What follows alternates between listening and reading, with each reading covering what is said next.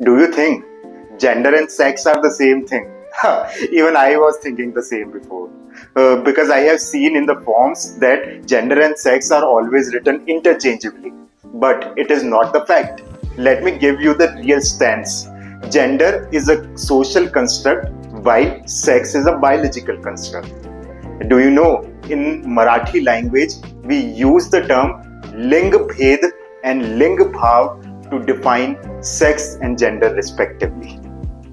So, sex is actually the biological sex.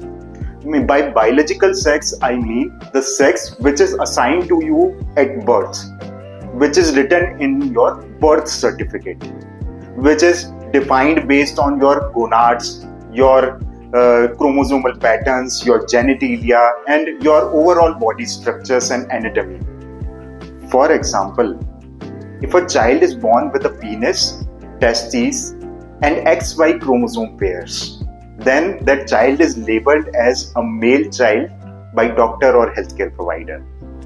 In contrary, if the child has ovaries, vagina, and XX chromosomal pair, then that person is labeled as a female child by the healthcare provider. But have you ever thought what will happen if your child is born with an ambiguous genitalia or a chromosomal pattern which do not fall under the definition of male and female bodies? Actually, such children are known as persons with intersex variations. There is a scale used to measure the size of the phallus and assign whether the child has a penis or a clitoris based on its size in inches. But if there is an ambiguity, the differences in sex development results in conditions known as the Klinefelter syndrome with XXY chromosomes, the Turner syndrome with XO chromosomes. Contrary to sex, gender is how you feel from inside. Gender is actually in your mind.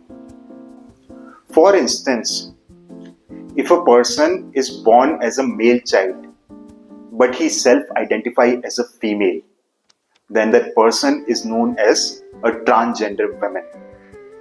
In a very similar way, if a person is born as a female child but she self-identifies as a male, then that person is known as transgender man. It will come as an amusement to you that the word transgender actually derived from chemistry. Like you might have read about cis compounds and trans compounds. Cis compounds are those compounds who have similar alignment, while trans compounds are those compounds in chemistry who have opposite alignment. Similarly, a cisgender person is a person whose sex assigned at birth and gender identity are similar. While if a person have a sex assigned at birth which is different from their gender identity, then that person is known as a transgender person. There are certain cultural groups of transgender persons in India. For example, Hijra culture, Kinnar, Jogti, Aradhi, and many other cultural groups. A transgender person might choose to be the part of these cultural groups, or there are certain transgender persons who like to stay independent. Like intersex variations are predominantly defined by the chromosomal patterns. In a very similar way, to know more about the biology of transgender person, you can search this video. So apart from transgender person, there are multiple gender diverse persons also. They might be gender queer persons, non-binary persons, gender fluid person, or agender person, or many other gender diversity, which we will be discussing further in any other videos.